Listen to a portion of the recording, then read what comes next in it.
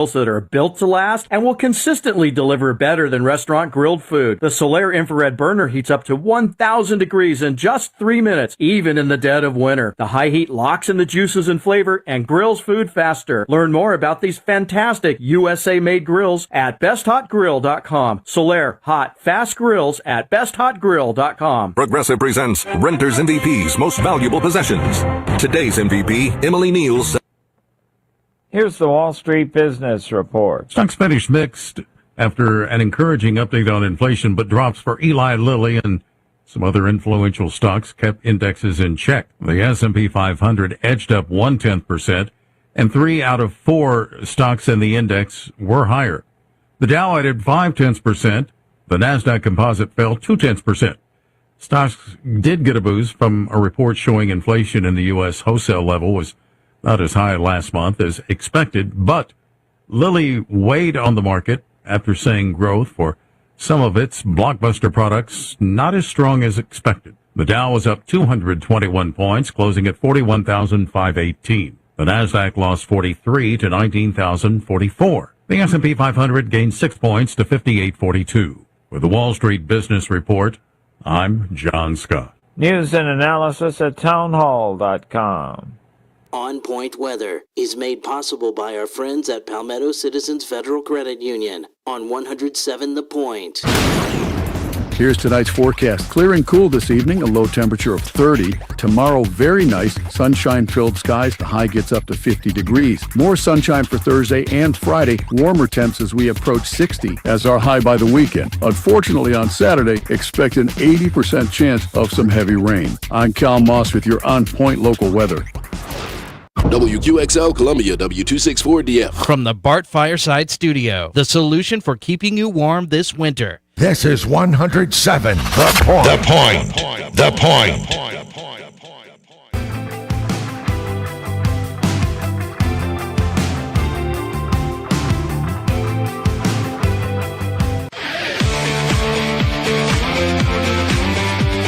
This is Sports Talk with Phil Kornblut and Chris Bergen. Sports Talk is heard across the state on radio affiliates of the Sports Talk Media Network and is streaming live on SportsTalkSC.com, as well as Twitter, Facebook, and YouTube. The South Carolina Education Lottery lucky number to call in is 888-898-2525. That's 888-898-2525. Now, here are Phil and Chris with tonight's edition of Sports Talk. And a good evening, everybody. Welcome to Sports Talk on the Sports Talk Media Network on this Tuesday night after a beautiful day in South Carolina. Phil Kornblut, Chris Bergen, and Josh Cohen all together. Glad to have you with us. We invite you to be a part of the program tonight. Occasionally, some of you say something that's actually interesting, and we'll listen, and we will reflect on it and comment. You can also reach us via our Sports Talk text line number, 803-900-4847, 803-900-4847. And also, of course, if you're watching us on Facebook or YouTube, you can communicate with us that way as well. We encourage, if you always followed us on Twitter, you know we're off Twitter. If you've always followed us on Twitter, we encourage you to go over and follow us on our Facebook page now, Sports Talk Media Network, or also Sports Talk SC. But either one of those will take you to it because that's where we are working during the day and at games and posting stuff and observations, opinions, sharing stories from other outlets that have interesting stories, stuff like that. So make sure you sign up and follow us there. It won't hurt you. It's free. And a different crowd over there on Facebook, as far as I can tell, seem to be a little more cordial than the crowd you find on Twitter. What say you, Mr. Bergen, Facebook versus Twitter? I would say that's probably a fair assessment of X versus FB. The last time I actually spent some time on Facebook, though, I think I was about 25 years old. Mm-hmm. So I'm going to have to get back into the fold here. I haven't been on Facebook in a long, long time. But, yeah, I'll have to do that now that Twitter has decided that we are persona non grata for some reason. Well, so, I've been working but I would a lot. agree with your I would agree with your assessment, though, about cordialness on Facebook versus it not being available at Twitter. Unless, of course, you make somebody mad, and I'm sure that they can get, pretty irate with you there. Sure. But I've been working a lot the last week, 10 days, just trying to figure out all the different aspects of Facebook. I mean, I know people are laughing like, what are you, archaic or something? But I am just trying to figure it out because I never spent any time over there. And I'm learning all the ins and outs and how it can work for us as a media outlet. So working on that, and hope folks will go over there and check it out and join us there, because during the daytime, when we're not on the air or when we're at ball games, it's how you can follow what we're doing along with other people. Okay, today, Clemson made it official. The Board of Trustees at Clemson, the committee that hands out the money, they did so to Tom Allen, now officially new defensive coordinator, linebackers coach at Clemson. He gets a deal, I think it's like identical to what Clayton White's got. 3 years, starting at 1.9, then year 2 it goes to 2, and year 3 it goes to 2.1. I believe that is exactly what Clayton White has, if I'm not mistaken. And, of course, if Clemson were to fire him without cause, they would owe him the remainder of his contract. If he were to leave for another job, there would be some buyout involvement there. If they were to fire him with cause, then they wouldn't owe him anything. I don't expect any of that to happen. This guy's a good coach, and I expect that with his coaching and with his knowledge and with the players that Clemson will continue to attract, he should be just fine. Do we know what that, in terms of his contract, and I guess we could look it up at Penn State, what is that, a massive raise for him? Is it pretty equal what he was getting at Penn State? I mean, what reason would he have to go to Clemson if not for a considerable pay increase? Yeah, I think he's leaving a playoff team with a really good defense to go to a playoff team with a pretty good defense. Yeah, I believe he got a pretty significant raise from what he had at Penn State. Well, yeah, 1.5 is what he was making at Penn State, according to the Center Daily Times, which is a newspaper there in State College, or in that area that covers Penn State. So this story on December 19, 2023, he was announced as a new DC, will make $1.5 million in the first year. So he's only there for a year. So he's going from 1.5 to 1.9 with he'll have a chance to go to 2.1. But if they're really good on defense, you know what they'll do? They'll redo his contract.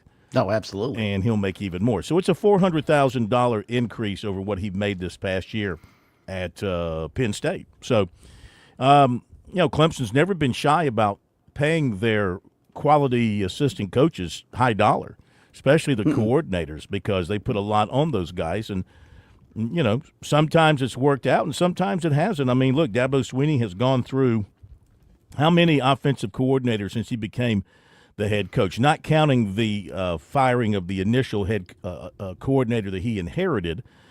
Billy Napier was first, fired him, and then that brought on Chad Morris.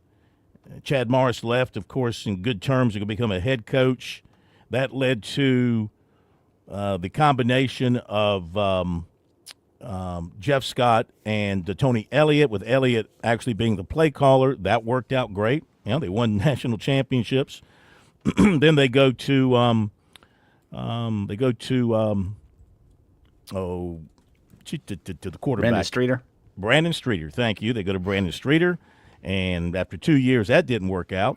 Then they go to Garrett Riley. I still say the story is still to be written on Garrett Riley. I don't think he's produced the offense, and I know you can cite all the numbers you want from this year. They're bogus. I mean, I agree. Their national numbers are, their rankings are all bogus because they were built on very poor, very soft defenses for the most part. Look what South Carolina's defense did to them. Look what Texas's defense did to them. Look what Georgia's defense did to them. I mean, they built those numbers up on the back of the weaker kids. They just beat up on weaker kids. That's all they did. It's my favorite line in all of movie. Because they couldn't run very fast. Because they couldn't run very fast. So I still think the story is still out on him and still to be written. I think there's an argument to be made there. I will say their performance against Texas, I think, is encouraging if you're heading into the offseason and looking at what now year 3 of Garrett Riley and Kate Klubnik under his tutelage. I mean, they did throw for over 300 yards against one of the best passing defenses and best secondaries from what we understand in the country. So they were able to move the football against Texas. How many points? Coming off, how many points? What they finished with, 24? Is that what it was? Isn't that right? Was that right? Yeah. 38-24. 24. Yeah. Okay. Well, that's still 24. In college football today, that's not cutting it, 24 points. No, if you're not scoring 31 at least in college football, you're probably not winning a whole lot of games unless you just have a stout and extremely stout defense. Yeah, yeah. So, anyway, they're going to have a press conference tomorrow. We'll be there 1:30. Dabo Swinney and Tom Allen. And there's a video of Tom Allen. Put it on our Facebook page last night of him after a loss as the head coach at Indiana, where he did not berate his players. He was uplifting to his players, but his intensity was Venables-like. I mean, it was really, I don't know if you've seen it, it was really something to see and great audio. Maybe we'll play it. I'll find it here in a little bit. Maybe we'll play it. You can get the feeling just from the audio. You don't have to see the video. Though his expressions, the way he looked at his players and the way he no profanity or anything like that. It was all clean. He was, those guys were ready to run through a brick wall for him. I mean, he took over at Indiana and it made them a respectable program there for a couple of years. I guess it kind of tailed off there towards the end before I guess they let him go and he ends up at Penn State. All right, so that is the story of relationship. Excuse me. How much do you think his relationship with Matt Luke had to do with getting him to Clemson? Because here's a guy that does not have any ties, best I can tell, to the South, outside of wanting to come down and coach in the Southeast. I'm sure most coaches do at some point in time in their career. But I'm fascinated, and I'm sure Dabo will touch on that or at least be asked about that. How much did Matt Luke recruit him, for lack of a better term, to try and say, hey, Dabo, this is the guy we need to go get. I've worked with him before at Ole Miss. I know how good a coach he is. I mean, how much do you think that played into it? Possible. I would imagine that Dabo listens to folks on his staff who know people. And also, you go after people that you like, but also people you can get. And he must have gotten the word somewhere down the line that this was a gettable individual. Of course, he had to wait for the playoffs to work their way out. I got a feeling that Tom Allen, at least as far as this coaching search is concerned, I got a feeling he never visited Clemson. They don't do that anymore. People are tracking planes, and I guess there was no need. He's probably familiar with Clemson from afar. I don't know if he's ever been to Clemson before during his coaching career or not, or if he had any prior relationship of any kind with Dabo Swinney in the coaching circles. But I think that he checks the boxes of probably what Dabo Swinney needed in this case: an older head, an experienced coach. Same thing he did with the offensive line when he let Thomas Austin go. Thomas Austin, by all accounts, was a really former Clemson standout and a really good coach, but I guess he felt like they weren't developing, they weren't producing, they weren't playing well enough, so he went and got Matt Luke, who's obviously a very experienced. He did the same thing with Robbie Caldwell back in the day. So sometimes, you got to bring in that older, more experienced guy to settle down the room. And that's exactly what they're going to get here, not to mention the fact that this guy can probably X and O's with the best of them on the defensive side. So it should be, again, you got to wait and see. Right now he's being littered with bouquets by all the Clemson observers out there. Is the greatest thing since sliced bread. But they said the same thing about the previous guy. Yeah.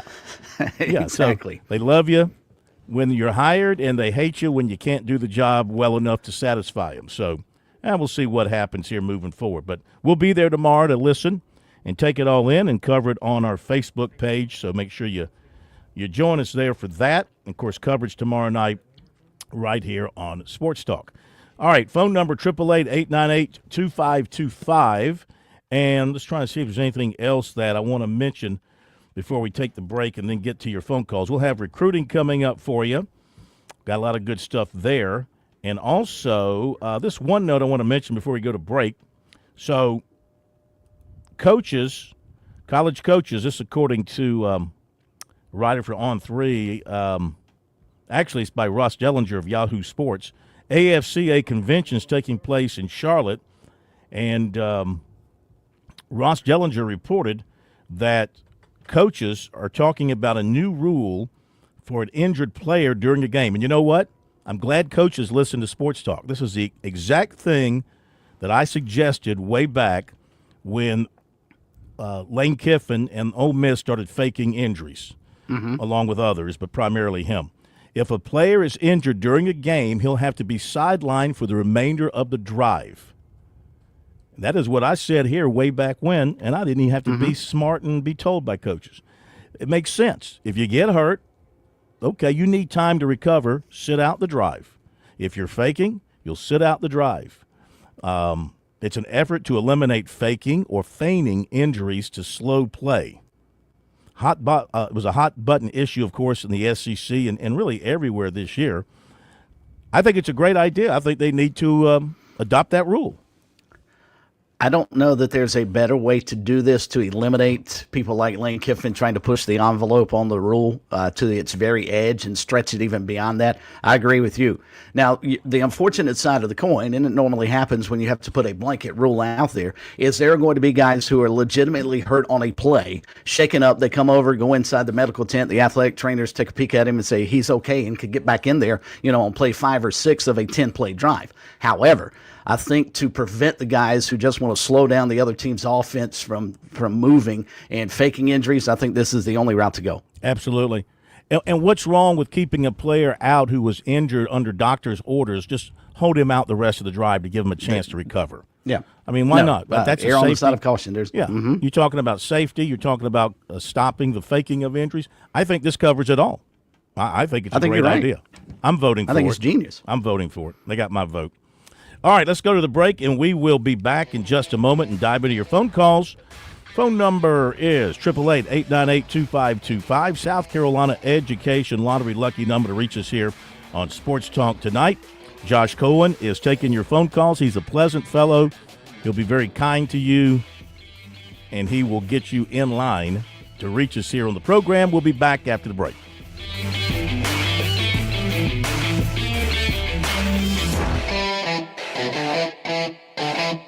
We're with Major Billy Downer of the Department of Natural Resources. Major Downer, let's say I'm out in the woods or I'm on the water and I need to reach a DNR agent. How do I do that? Operation Game Thief, Phil. It's been around 30-plus years. You can call us at our 24-hour hotline any time of day, 1-800-922-5431. To report wildlife violations or to get help if you're in trouble in the woods or on the water, call us at Operation Game Thief, 1-800-922-5431.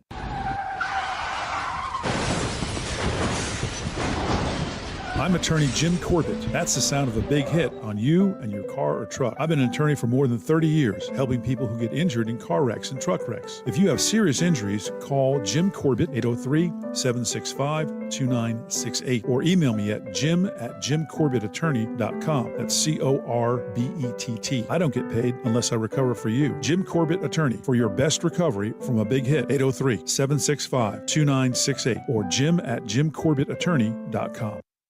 You've put in the work for your education. The extra early, extra late, extra work. That's because you understand education opens doors to better pay, better opportunities, and a better you.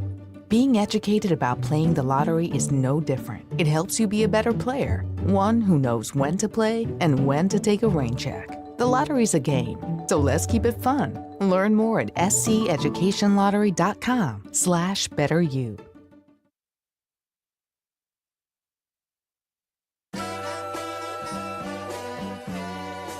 Nothing on that beat. Nope.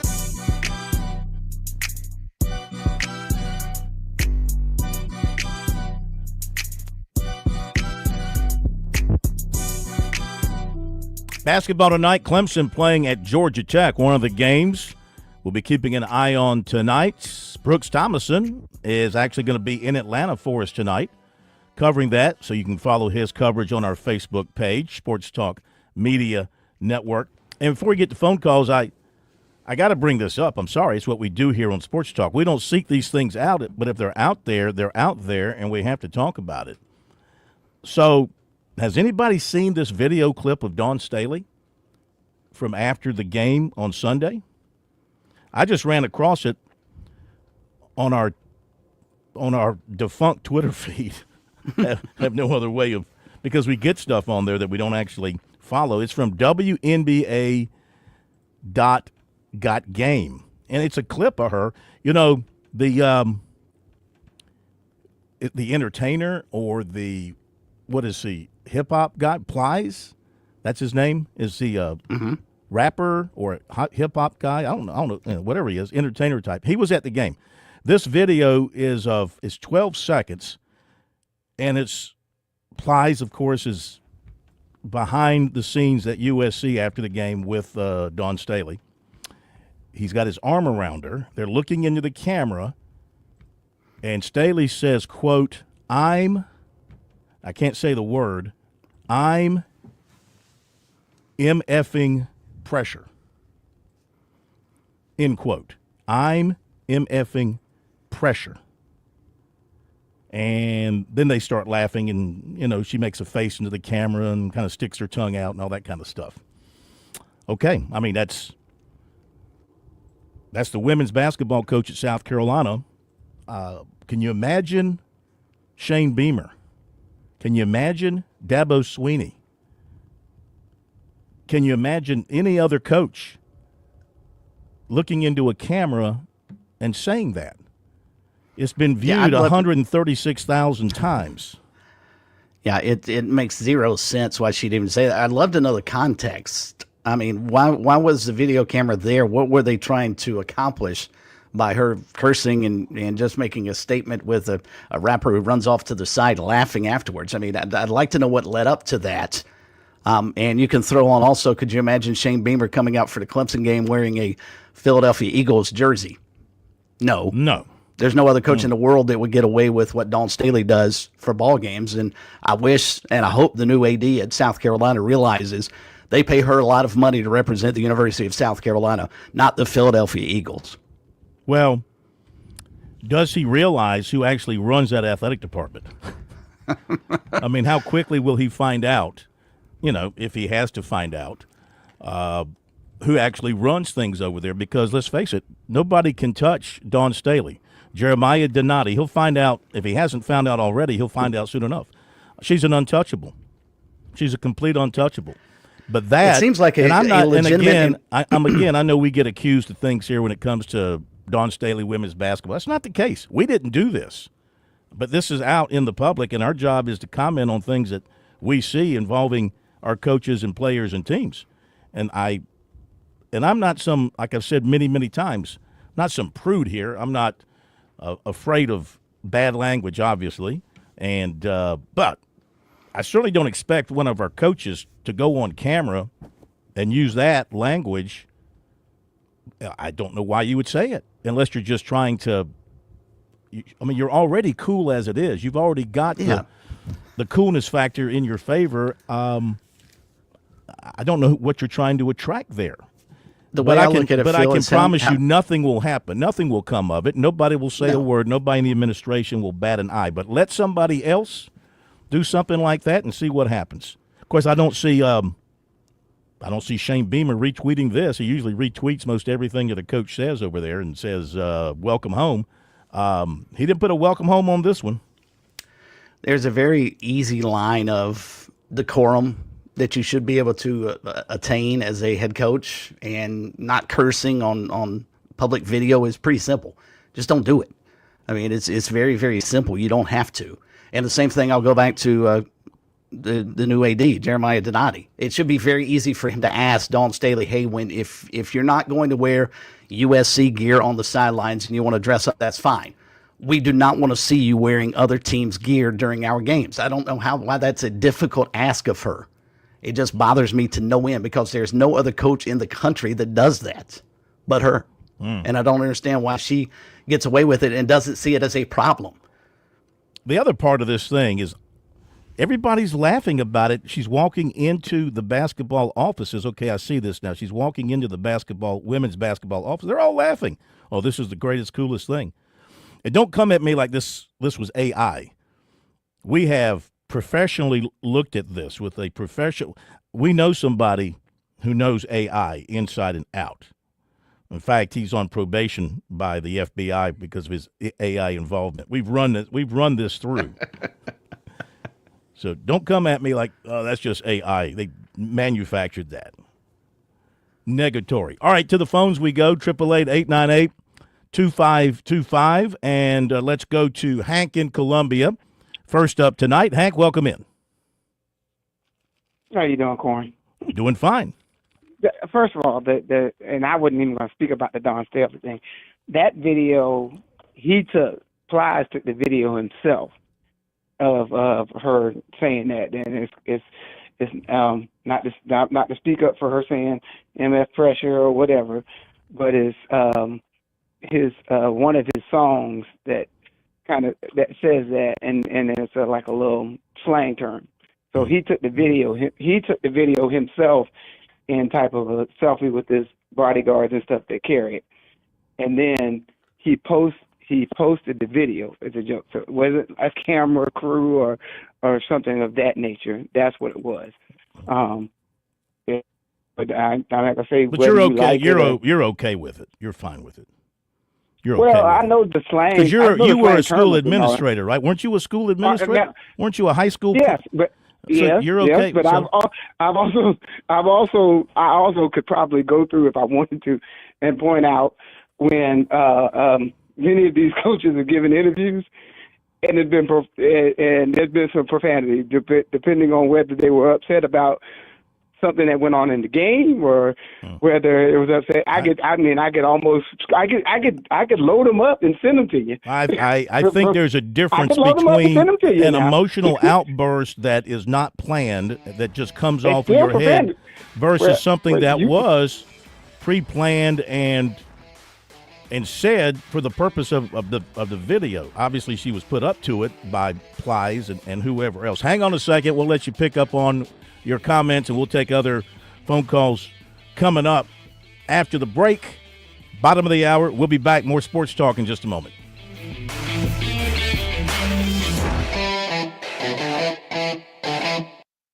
On Point Weather is made possible by our friends at Palmetto Citizens Federal Credit Union on 107 The Point.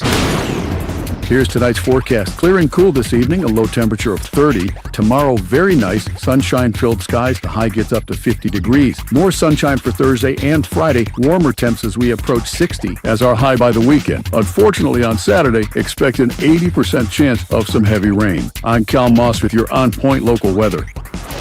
Imagine a home where every corner speaks volumes of care, precision, and impeccable style. At Southern Palmetto Painting and Renovations, we transform spaces with a splash of color and an expert touch. With fully licensed, bonded, and insured craftsmanship, we're not just doing a job, we're upholding a reputation. Whether it's painting, pressure washing, or wood repairs, we handle everything from your honey-do list to major project. Call us today at 922-5615 and elevate your living space with Southern Palmetto Painting and Renovations. With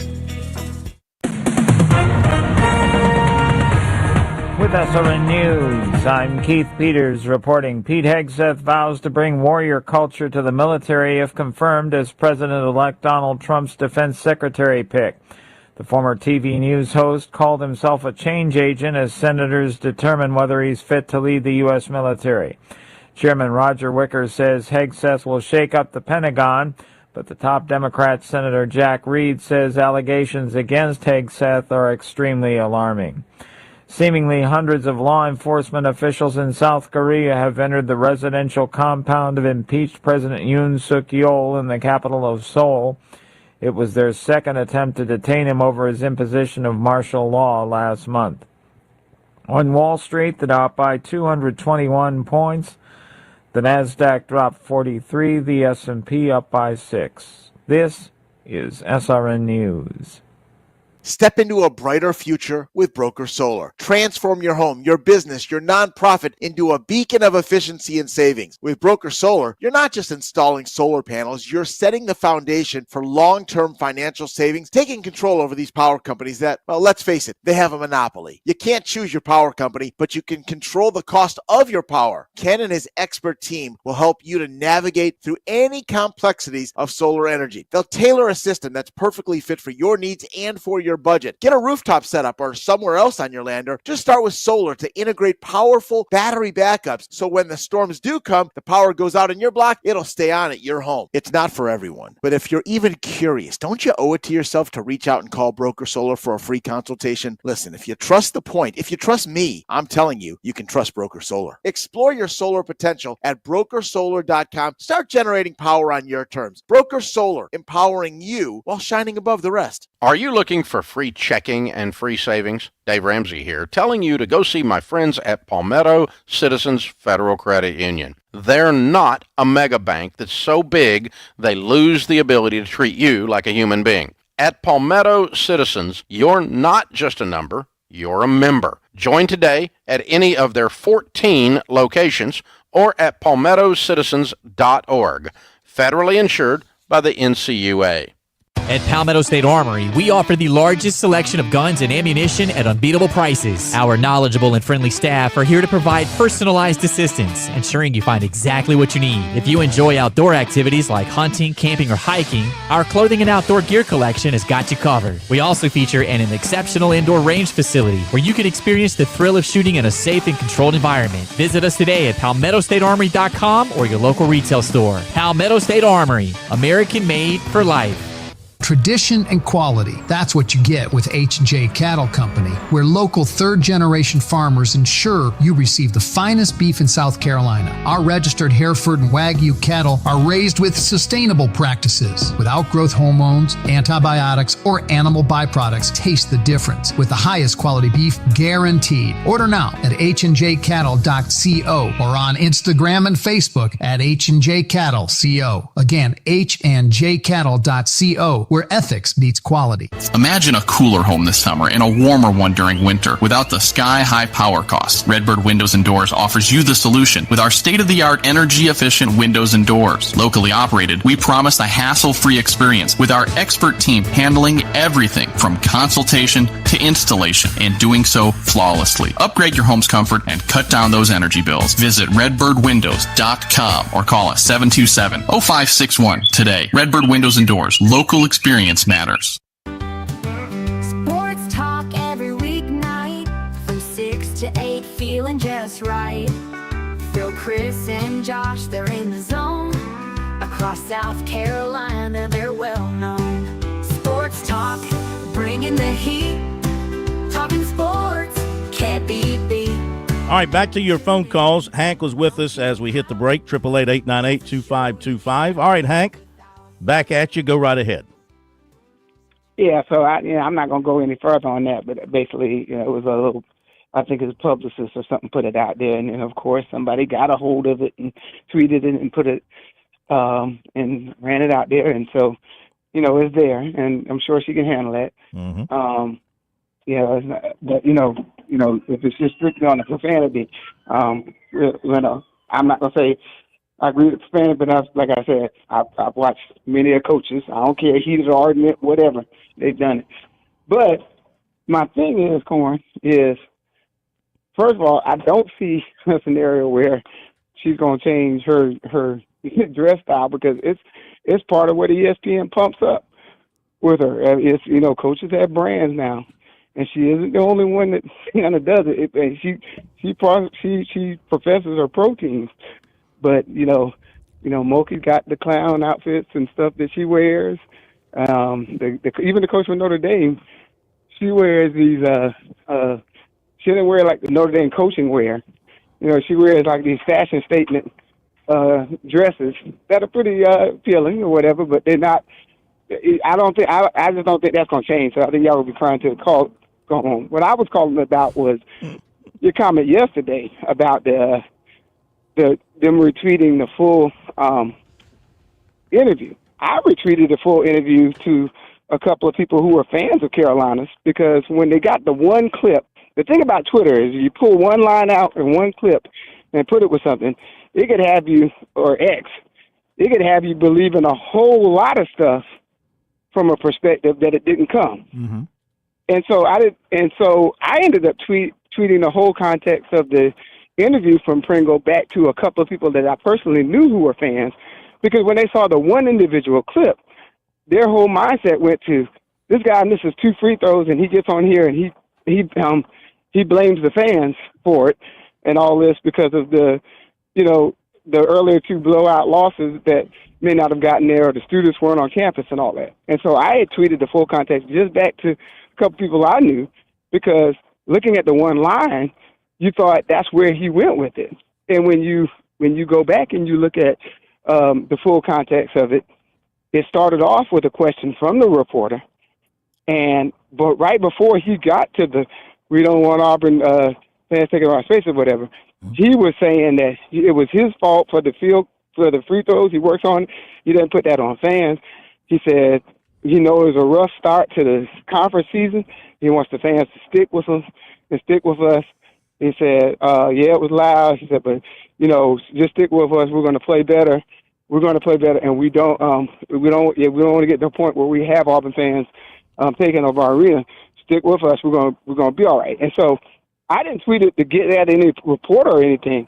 It was just a couple of fans. You kind of cherry picked a couple of comments from those 2 tweets you read, but there were a whole bunch of other tweets when they saw the initial one quote that started to take the whole thing off the rails, like a fans against the basketball players or basketball players against the fans type deal. So that's why I think, I don't know why, I can't tell you, I don't speak for Beamer or whoever for them retweeting it, but I can tell you I retweeted it to a couple of people that I personally knew who saw that one line quote and thought that was his answer for the loss of the game.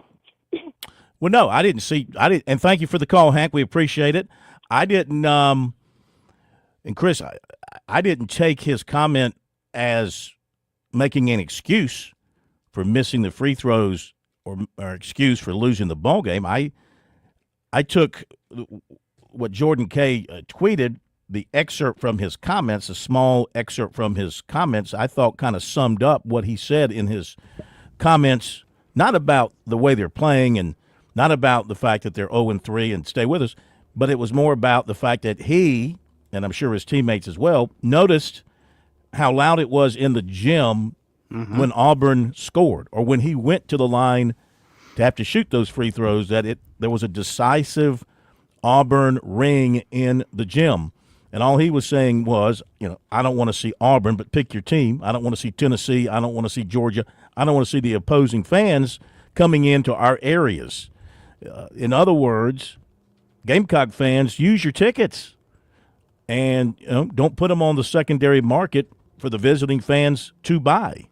And apparently a lot of them did that, or they didn't. There were tickets enough available that Auburn fans could buy, but they had good seats. They were down in the lower bowl. Yeah, in the lower bowl, and they don't give that many tickets, if any, I don't think, to the opposing teams. Maybe they give them a couple of hundred, maybe, or 50 or 75. I don't know what the rule is anymore. It used to be, back in the dark ages, each player got 4 tickets, and the staff would get, a couple per staff member. So what are you talking about? Maybe less than 100? There were plenty more than 100 people sitting behind the Auburn bench wearing Auburn orange on Saturday. And if you have a problem with what Nick Pringle said, that's not a Nick Pringle problem. That's a you problem, because he basically called you out and told you we don't need to have a half-empty building when we're trying to build something here and playing the top-ranked team of the country, number 2 at the time, and coming off an NCAA tournament run last year. I mean, this is a program that deserves better support than it gets.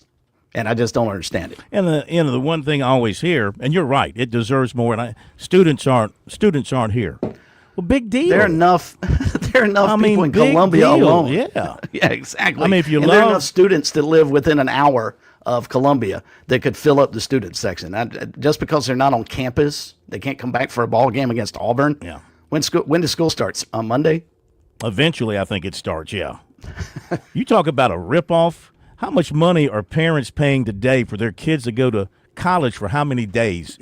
Seriously, how many days do you actually go to class anymore? Because think about this. You don't start class until like first or second week in September, and then like mid-October you got fall break, and then November you got Thanksgiving break, and then early December you're out, and you don't come back till like January 20th or so. It's like $30,000 to go to USC. For how many days of education? Well, I can't tell you that, but that's 2 semesters. It's unbelievable. It's unbelievable. All right, back to the phones. 888-898-2525 is the phone. I'm glad when I went to Harvard, you know, they made you go to class like we had 365 days. We probably went to class 340 days. They gave us no breaks. That's why we are who we are. We are Harvard. Let's go to Jamie in Hilton Head. Welcome in, Jamie. How are you? Good evening, sir. How are you? Doing fine, thank you. I've got a couple of things. Number one, I personally can see both sides of the Nick Pringle thing, okay? I understand what he's saying. You don't want the opposing team's fans filling up your arena. But when you're a USC fan or a Clemson fan and you've given to, I don't know what you call it, you're going at Booster Club, whatever the name of it is, our version of VIPTE, okay? Yep. Whatever that is, Gamecock Trust or whatever. And you've given a good bit of money and you pay a good bit of money for these tickets, and all of a sudden you can't make the ball game where you think, God, I need to recoup some of my money. If an Auburn fan's the only one willing to buy them, I'm going to sell them. You know, I understand what he's saying, but it gets expensive buying these tickets. It does indeed. It does. You follow? I mean, you follow what I'm saying? I do. And I mean, yeah. You know, I have no problem with what Nick Pringle said either. But it's shifting gears a little bit. When you said, well, the jury's still out on Garrett Riley, I can see your point a little bit, but did you not notice the great improvement in Cade Klubnik this year? Did. Yeah. Garrett Riley is also the quarterback coach. So, okay, so that's where he's earned his money, I think. Okay? I just think that, and I think that that's wrong to say that the numbers on him are bogus, because if you look at what the improvement of Cade Klubnik, even though he didn't beat USC, and I know that, he made a mistake in the USC game, but, I mean, the boy improved greatly, and the boy is going to be up for the Heisman Trophy next year. You know, now, I mean, I just don't get your Here's my problem. Here's my problem, and I think I'm legit in saying this. I think I'm very legit. Georgia, 3 points. Okay. Louisville, 21 points. Virginia Tech, 24 points. Pittsburgh, 24 points. No, hang on. South Carolina, what was it, 14 points? 14. Texas, 24 points. Hold on. Look, here's where they made their money. 66 against Appalachian, 59 against NC State. Maybe I should give them a little more credit for NC State. 40 against Stanford. They only scored 29 against a lousy Florida State team.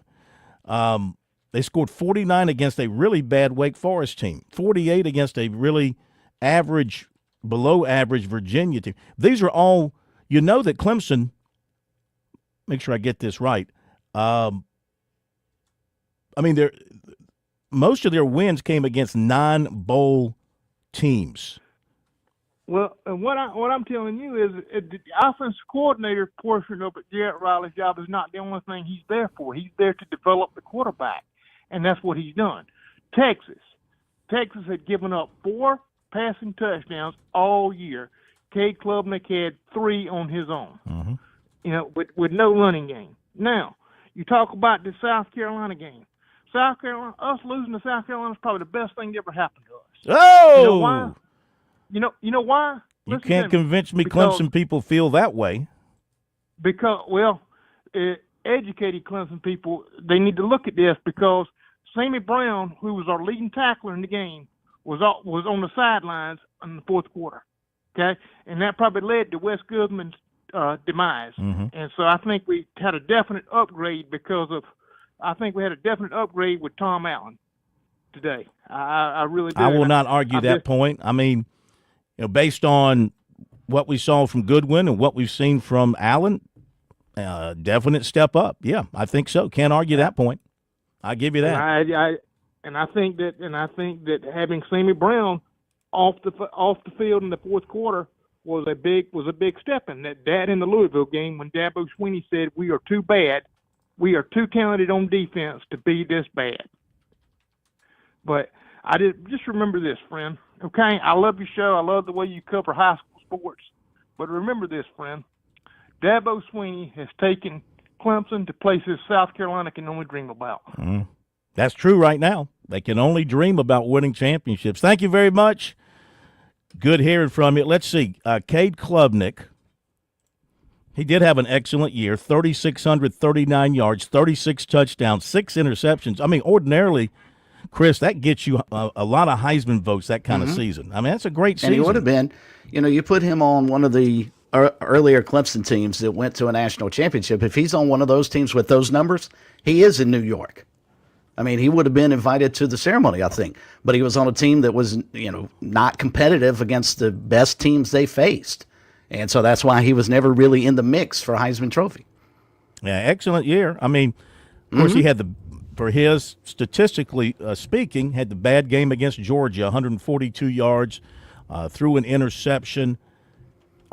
He had, let's see here, the South Carolina game, he had, the Louisville game. He threw for 228 and 1 touchdown. The South Carolina game, he threw for 280, but he had that late interception. He completed 63% of his passes. I mean, yeah, you want to compare him to Lenore Sellers. Statistically speaking, give me this all day over Lenore Sellers. And, people are trumping Lenore Sellers for a Heisman. I think he's got a long way to go to get into the Heisman conversation, Agreed. to be honest with you. But he'll have his chance this coming season working with Mike Shula and, see what he can do to continue to develop him. But again, if you're Klubnik and you're Clemson, you got to do it. You got to do it better against the better teams on your schedule to convince me that you got it right again on offense. I mean, I'm not there yet. I haven't seen it I haven't seen it consistently big enough against the best teams on your schedule. If you're going to, well, you did make the playoffs, but if you're going to make a run into the playoffs, I mean, you got to take it up to that next level. 24 points ordinarily is not going to get it done for you. Well, and somebody had to go to the playoffs from the ACC. Yeah. I mean, as bad as the league was, they were going to get somebody in there. So Clemson was not a playoff team. I think Dabo, in an honest moment, would say we weren't good enough to be in the playoffs. But he will never. No. He would never admit that. He would never. Not in 100 years. The way it's set up, they got in, and then they immediately got out. Well, I just can't wait for the SEC to celebrate. Oh, wait a minute. They're not going to win a national championship either, are they? Not true. The SEC is represented in the national championship game. It's the officiating crew. Well, there you go. They'll be working the game. I guess Greg Sankey said if I couldn't get enough teams in the SEC into the playoffs to get one to the national championship game, I'll get a SEC officiating crew in there. Yeah. I'll get my crew there. Yep. Take that, Greg Sankey. Put that in your pipe and smoke it, to quote Mike Morgan. We got to run to a break, and we'll be back. We'll continue with phone calls on a Tuesday night. Phone number 888-898-2525. South Carolina Education Lottery lucky number to reach us here on Sports Talk. Don't forget to vote. Our poll question of the week is sitting up there for you on our Facebook page. Going with the same question as last week because I wanted to get it on the Facebook page and have a chance for it to be looked at there. We'll update what's happening in that voting when we come back from the break, and we'll continue with your phone calls as well. Don't go away.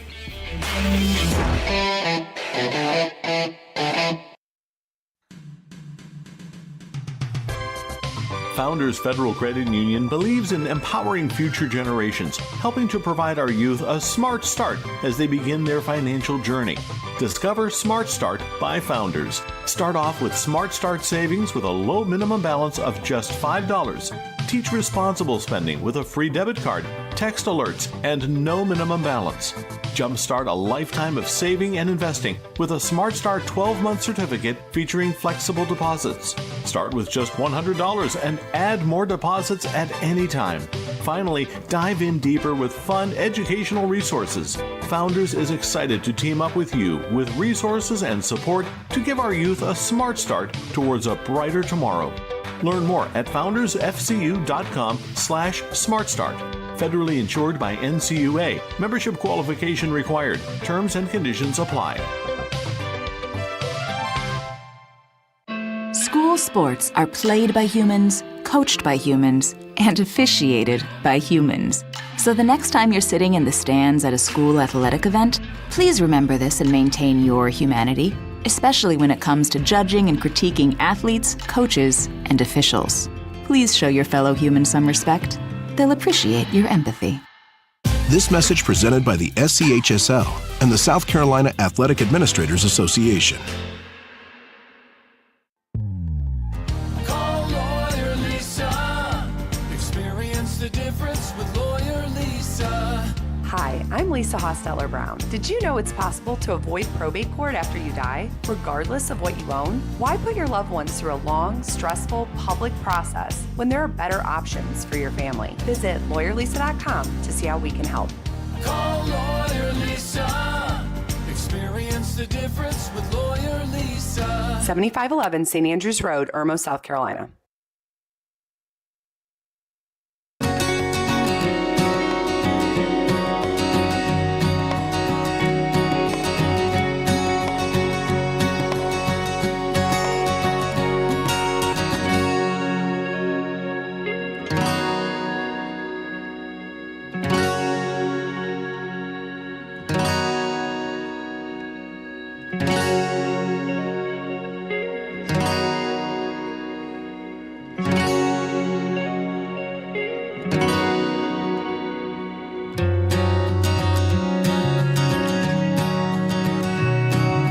All right, our poll question of the week has to do with the Player of the Year in South Carolina. It's brought to you by Larry Lucas, State Farm Insurance in Columbia. Give Larry a call for all your insurance needs and questions at 803-799-1998. Poll question is on our Sports Talk Facebook page, and it's actually in the section, the featured section.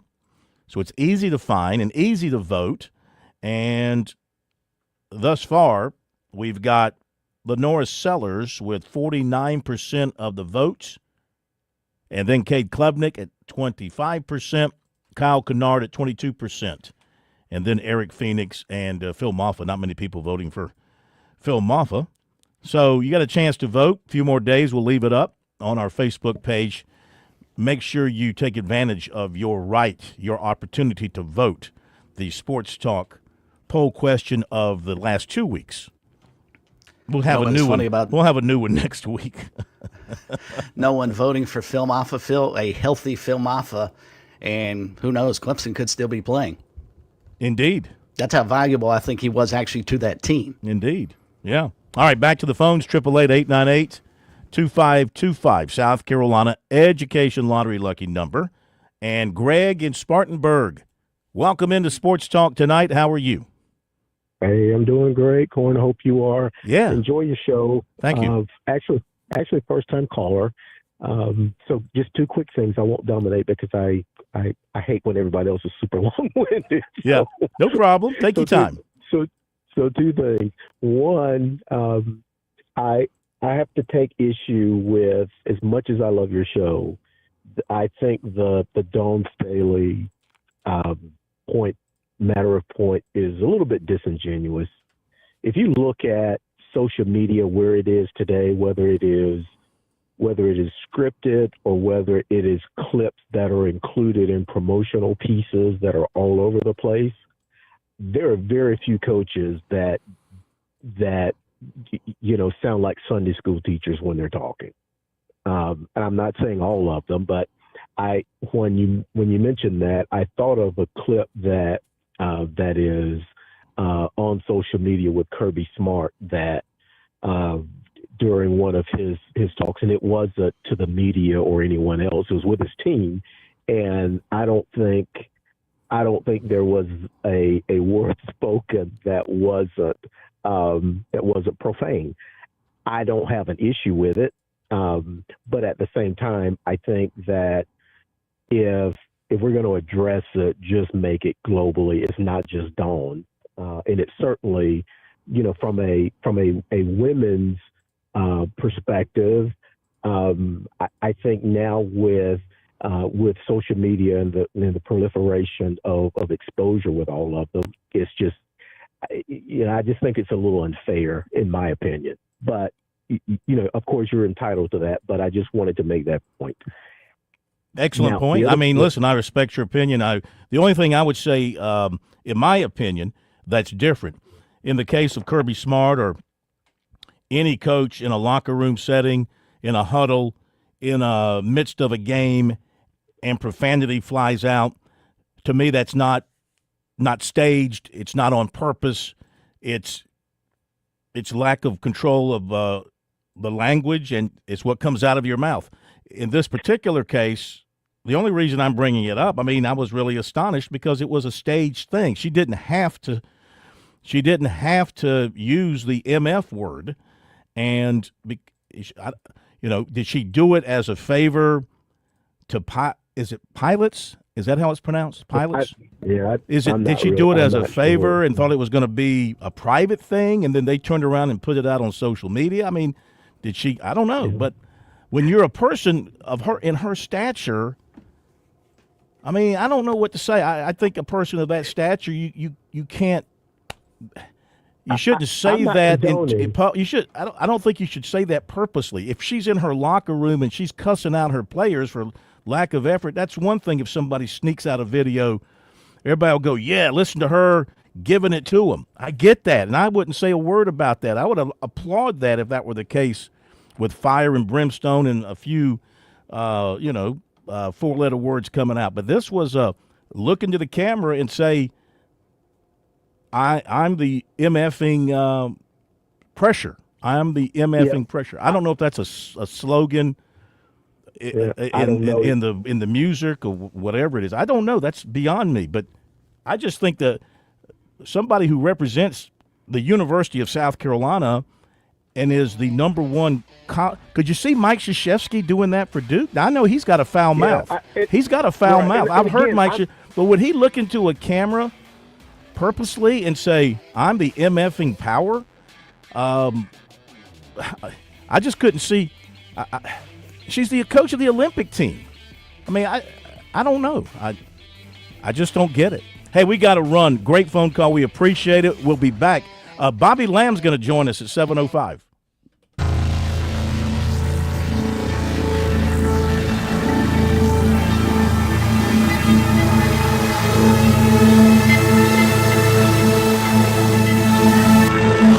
WQXL Columbia, W264DF. From the Bart Fireside Studio, the solution for keeping you warm this winter. This is 107 The Point.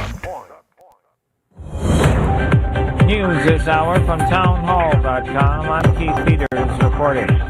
Pete Hegseth vows to bring warrior culture to the military if confirmed as President-elect Donald Trump's defense secretary pick. Testifying before the Senate Armed Services Committee, Hegseth says he'll reset the Pentagon's priorities along President-elect Trump's vision. When President Trump chose me for this position, the primary charge he gave me was to bring the warrior culture back to the Department of Defense. He, like me, wants a Pentagon laser-focused on lethality, meritocracy, warfighting, accountability, and readiness. The Republican-led Senate wants to have some of Trump's cabinet picks ready to be confirmed as soon as Inauguration Day, January 20th. The flame-fanning Santa Ana winds are whipping up in the Los Angeles area again today as firefighters and residents brace for another dangerous time. Winds are increasing in the Los Angeles area, and there could be gusts of 70 miles per hour. National Weather Service meteorologist Todd Hall in California also says they have some of the driest air right now. These extreme critical fire weather conditions that are coming together, that any new start could exacerbate the situation as far as the number of fires burning across Southern California and the impact on resources. Firefighting planes could be affected. Red flag warnings are already in effect, and firefighters could be dealing with very dangerous situations. I'm Julie Walker. Seemingly hundreds of law enforcement officials in South Korea have entered the residential compound of impeached President Yoon Suk-yeol in the capital of Seoul. It was their second attempt to detain him over his imposition of martial law last month. On Wall Street, the Dow up by 221 points. The Nasdaq dropped 43. More at townhall.com. Progressive presents Renter's MVP's Most Valuable Possessions. Today's MVP, Joe Fallon's bedroom mini fridge. Sure, this pint-sized chiller's max capacity is 3 soda cans, but what it lacks in stature, it makes up in cooling strength. Each beverage a perfect 37 degrees every time. And the 2 feet Joe walks to get a drink, priceless. That's why his mini fridge is today's MVP. Keep your most valuable possessions protected by bundling your renters and auto insurance with Progressive. Progressive Casualty Insurance Company affiliates and other insurers not available in all states. You heard me talk about Relief Factor and how so many people enjoy a better, more pain-free life because of it. If you're dealing with everyday pain, it makes sense you'd want to try it first. Well, Relief Factor makes that pretty pain-free too with their 3-week quick start kit for only $19.95, less than $1 a day. Relief Factor is a daily supplement that fights pain naturally. Relief Factor doesn't just mask pain temporarily, it helps reduce or eliminate pain. Visit ReliefFactor.com or call 1-800-4RELIEF, 800-4RELIEF for Relief Factor. Government inspectors documented unsanitary conditions at several Boar's Head deli meat plants. Not just the Jarrett, Virginia factory that was shut down last year after a deadly outbreak of listeria poisoning sickened more than 60 people and killed 10. Reports from Boar's Head plants in Newcastle, Indiana, Forest City, Arkansas, and Petersburg, Virginia, described multiple instances of slime, dripping condensation falling on food, mold, insects, and other problems dating back roughly 6 years. The U.S. Agriculture Department says there are now new, stronger measures to control listeria. Boar's Head says the violations did not meet their high standards. I'm Lisa Dwyer. Lawmakers in the Virginia House of Delegates passed a resolution on Tuesday enshrining rights to abortion, going against the wishes of Republican Governor Glenn Youngkin. News and analysis at townhall.com. I'm Keith Peters. On Point Weather is made possible by our friends at Palmetto Citizens Federal Credit Union on 107 The Point. Here's tonight's forecast. Clear and cool this evening, a low temperature of 30. Tomorrow, very nice, sunshine-filled skies. The high gets up to 50 degrees. More sunshine for Thursday and Friday. Warmer temps as we approach 60 as our high by the weekend. Unfortunately, on Saturday, expect an 80% chance of some heavy rain. I'm Cal Moss with your On Point local weather. WQXL Columbia, W264DF. From the Bart Fireside Studio, the solution for keeping you warm this winter. This is 107 The Point. The Point. The Point.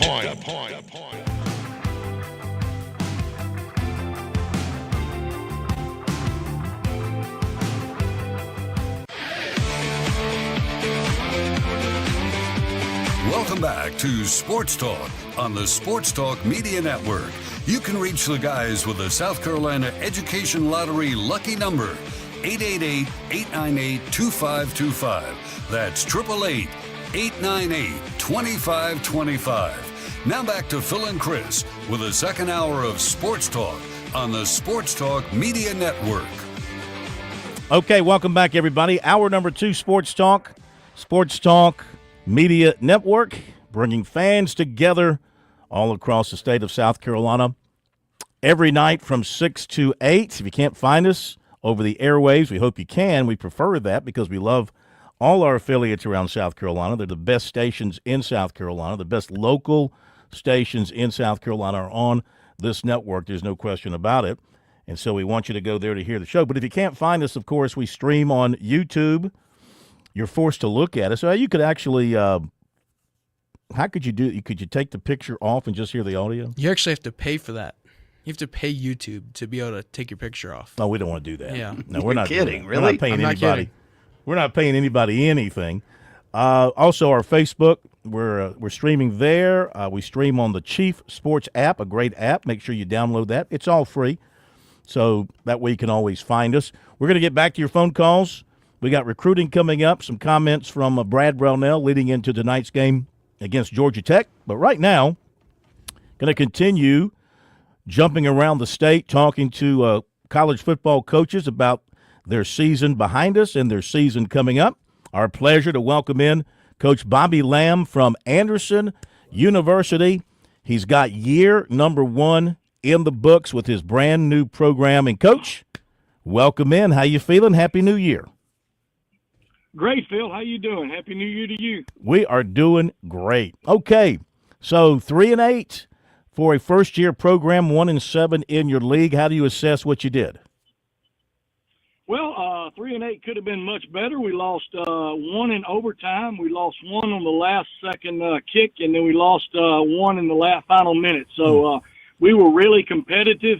We started roughly 14 redshirt freshmen and 8 transfers every game. So the future's bright with our young players. Have you been able to retain most of those guys? Yes, sir. We actually only lost 1 guy in the transfer portal. Most of our guys are young, and we retained those guys, and we ended up we started school yesterday, so we had 10 transfers join our team yesterday, and then we're getting ready to get this high school signing class ready to go. In February, we hope to sign somewhere around 15 to 18. So looking at your season, I know you opened up 2-0, but I think those were against maybe a little bit lower level teams. But as you got into your season and started playing league teams and teams at your level, I'm really impressed, even though you lost, as you mentioned, a 3-point loss to Catawba. So you had an excellent outing there, a 2-point loss to Tusculum, and then you finished with a 3-point loss to Lenoir-Rhyne. So, I mean, against older, established programs, you stepped right in there and played right with them. Yes, we did, and that was the biggest difference is the strength and size of both the offensive and defensive lines that we were going against, and we knew that was going to be a problem. But kudos to our young men; they fought their tail off the entire year. Our best game was our last game. The SAC had 3 teams get in the playoffs. Wingate was the champion. Carson Newman got in the playoffs, and then Lenoir-Rhyne got in the playoffs. And we went to Lenoir-Rhyne, and they kicked a field goal with 2 seconds to beat us 27-24. So we feel like even though we lost that game, there's a lot of positives that come out of it, and we can build off in the off season. So when you get ready for spring practice and you start going to work and you analyze the strengths and weaknesses, what you did well, what you didn't do well, where do you focus? Is it across the board you got to improve, or are there particular areas of need that you've got to really focus on? No, I think we played really solid defense this year. We had some good defensive performances. We really recruited well defensively, took some good transfers. And then on offense, we were just sporadic at times. We had some big-time games, but we've got to be more consistent on the offensive side of the ball. And then our special teams game, we were hit or miss, but we had some solid performances, but we got to be more consistent there as well. What's going to go on at your quarterback position in the spring? Well, our starter, Tyler Wesley, is back. Tyler came to us from Presbyterian as a transfer, ended up having a really solid year, ran the ball extremely well, made some big-time throws. I think we ended up with like 16 touchdown passes. So he'll be back for 1 more year. So we've got some guy that's played that position now.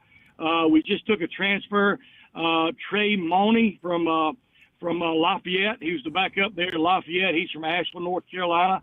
And then we had 2 young men on campus that played a little bit during the season, Rob Sanders, and then a young man from Rob was from Riverside High School over in Greenville, and then a young man from Florida that really stepped in for us and helped us out. So we've got some guys on campus, but looks like Tyler will be the guy, the front runner moving forward. Talking to Bobby Lamb, head football coach in Anderson. So you just lost your offensive coordinator, Seth Strickland, going to Charleston Southern. What are you going to do with that position? Well, obviously, in this situation, you don't ever want to lose anybody, but it's a great move for Seth. He's going to go down there and reunite with Gabe. They were together at Albany State, and so he's going to go back down there. He'll do a really good job down there. So I'm in the process of interviewing guys right now. We've got some guys on staff that are possible, but I'm heavily involved with the offense. I coach the quarterbacks and make a lot of the play calls myself. So not a whole lot will change, but we just got to get the right people in the right places. Sure.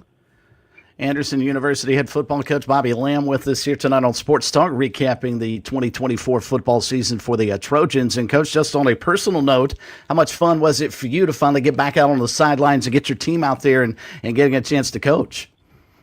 Oh, it was awesome. You work all that time, 2.5 years, getting this thing going. You finally get to the field to play, and it was just great to be on the field and watch these young men compete, make some decisions during the game. And really, it was overwhelming support. We had 7,000 at our first game, 6,000 at our last game. And so really the community of Anderson really stepped up. Our student body, our fans, everybody, athletic administration, can't say enough about what's going on here. And this is just a start. We're excited about where we're going and the prospects we have on our campus, and then taking that next step to try to be SAC champions one day. And, Coach, speaking of the South Atlantic Conference, at least to me, geographically, in terms of all the other Division II options out there, it seems like it's the perfect fit for your team and your university. Do you feel the same way? As the SAC a place you want to stay for Anderson football moving forward? Oh, absolutely. I think we're in a perfect footprint. The farthest game we got is 4 hours or less. We take a lot of day trips. It's not very far to Newberry, Limestone, Lenore, Ryan, Wingate. A lot of those schools. And so it's a really nice setup for us. Our fans can travel to away games.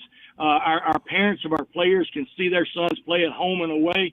I think it's one of the few conferences still left that proximity matters. So we're really excited. We're really excited about the SAC. And like I said, we had 3 of the 7 bids in the NCAA tournament this year. That just shows you the strength of our league. Have you got a feel yet for a real rivalry game at this point, or is it obviously 1 year in? You need a few years to get mad at somebody to have a good rivalry? Well, yeah, that's kind of funny. We didn't, because of the scheduling this year, we did not play Newberry. And so you think Newberry or Limestone, they're being in-state would be one of those two. We did play Limestone, but next year everybody plays everybody in the league. So I think it's going to be a little bit better. So we'll probably see amongst those two teams, but it seems like that's kind of where it's going. When do you start spring ball? The first week in March, we're going to go 4 days, and then we're going to take spring break and come back and finish up. We're going to hit the ground running in the weight room right now, and obviously mat drills and the old off-season program is when you get it done while nobody's watching. And so our young men are ready to work and improve upon that record for next year. Absolutely. Who you like in the national championship game Monday? Well, after Ohio State played the first round of the championship, I picked them to win it. If their quarterback continues to play like he is, they're just too talented all the way around him, and it looks like they're pretty good. Don't count Notre Dame out. It's been really exciting the last several games, but I think Ohio State's too good at the wideout position, and if the quarterback plays well, it's going to be tough on Notre Dame. Yeah, I agree. All right, Coach, pleasure talking to you. Congrats on the good start for everything, and have a great spring. We'll talk to you again soon. We always appreciate it. Thanks, Coach. All right, Phil. Thanks, buddy. Go Trojans. Thank you very much. There you go. Bobby Lamb, off and running, still sounds enthusiastic, excited. Enthusiastic, Frank Martin. Hard not to like him, isn't it? Oh, yeah. I mean, I've happened to know Bobby Lamb since he was a player at Furman, covering him with the Paladins, and I mean, he was outstanding. And football's been in his blood, and his family, of course, and his dad, and he's got sons, and I think he's got nephews, and got a brother. They're all coaches. They're all coaches somewhere, and he's done a fantastic job. So we appreciate him jumping on with us tonight. We'll continue to reach out to coaches, see who we can get on here over the next several weeks as we go into spring practice. Before we get back to phone calls, I want to remind you, if you haven't tried Underdog Fantasy yet, tonight is a great time to do it. Get started with Clemson and Georgia Tech. It's a late tip, so you got time. You can head over to UnderdogFantasy.com right now. You can place an entry on higher or lower than 16.5 points for Chase Hunter and 8.5 rebounds for Ian Shefflin. I think I'll go over on Chase Hunter. You know, Yeah, Shefflin's you got the think? back injury. I don't know that he'll grab 8.5 rebounds. You know? I think I'd go over on Hunter and under on Shefflin. What do you think? I like that. I do. Of course, I also picked the over on the amount of yards for Sam Darnold, or actually for Matt Stafford versus Sam Darnold. And the problem I didn't factor in that you have to when you're playing fantasy is the game script. If it gets out of hand early, the team that's behind is going to probably throw it more. And that's what happened last night. This is true. Visit Underdog Fantasy. Oh, by the way, you can also play fantasy with Saturday's no, it'd be Monday's College Football Championship and the NFL playoffs and the NBA. Visit UnderdogFantasy.com and register with promo code SportsTalkBonus. That's important. That's imperative. That's key. Use the promo code SportsTalkBonus. BONUS, all one word, SportsTalkBonus. You can claim your free pick and first-time deposit offer up to $1,000 in bonus cash. Must be 18 or older. 19 or older in Alabama and Nebraska, 19 or older in Colorado for some games, 21 or older in Massachusetts and Arizona, and present in a state where Underdog Fantasy operates. Terms apply, void in Colorado. Concerned with your play, call 1-800-GAMBLER or visit www.ncpgambling.org. All right, so you can buy marijuana legally in Colorado. I know, but you can't use fantasy, Underdog Fantasy. Amazing. All right, let's hit a couple of way, yeah. I was going to say, if Coach Lamb is looking to sort of foster that rivalry between they and Newberry when they start playing beginning next year, it could be the battle for Highway 76. You know, maybe carve up a piece of the pavement. It shouldn't be real hard with the condition of our roads in the state. There's probably potholes all over 76. And kind of make a trophy out of it. Yeah, That's not a bad idea. That's not a bad idea. Take that Since up. Newberry with, doesn't play the other team up 76 from them, might as well make the Anderson battle. Absolutely, for that. All right, let's go to Bill in Orangeburg. Oh, by the way, you wanted to say one more thing to Greg in Spartanburg, I think it was, about the Dawn Staley comment? Yeah, from his standpoint, and I totally respect his opinion on this, but he said we were a little disingenuous because coaches, curse all the time, and that doesn't make it right. But the thing I would say, especially about Dawn Staley in that scenario, is if you have a 5 or 6 year old daughter who is enamored with Gamecock basketball, and if you watch the games, I mean, little boys are going to games all the time, and they happen to be flipping through, and hopefully they didn't see this, but if they did, what as a mom or a dad are you telling that 5 or 6 year old about Dawn Staley's language? Good question. I just don't think you should have to put yourself in that position that your head coach might say something you have to explain to a 6 year old. Yeah. All right, let's go back to the phones. Bill in Orangeburg, thank you for your patience. Welcome to Sports Talk. Hey, Phil, how are you? Hey, doing great. Good to have you with us. Thank you. I called for one reason. I'm going to throw a couple of quick things at you. Number one, I lived in Charleston 15 years, and I read your column daily, and I always appreciated it.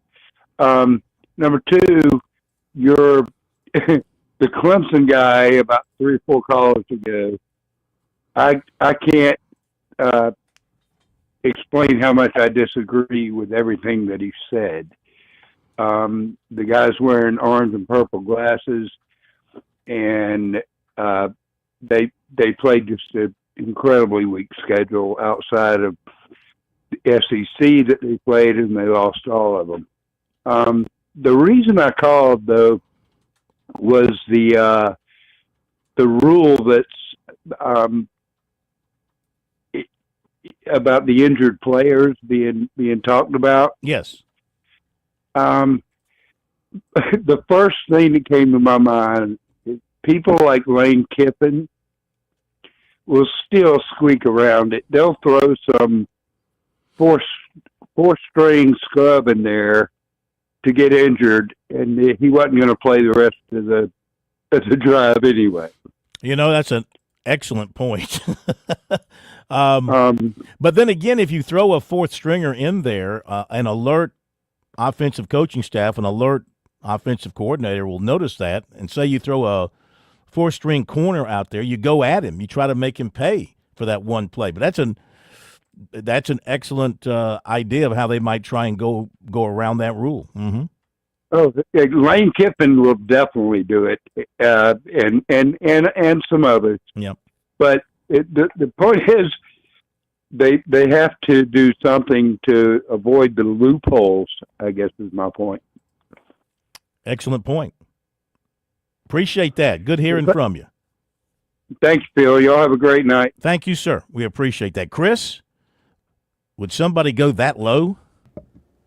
I mean, it's a great idea. If Bill's thinking about it, don't you think coaches are thinking about it too? Yeah, all these coaches have a way to get around the rules. Just ask Brett Bielema. How are we going to handle the substitutions? Yeah. All right, let's say we need to take out we're standing on the home sideline. It's on the left side of my defense. We need to take out the left tackle. Well, we're actually going to sub the right tackle and move the right tackle back to left just to slow things down. Yeah, they've already figured out a way. If it's being talked about, there's always somebody trying to skirt the rules. And Lane Kiffin is as good at doing that as anybody. I got to be honest with you. I got to be totally honest with you going back to that game. I had never considered the substitution process as being a deliberate, game-changing move by a coach. I mean, you got to give them credit.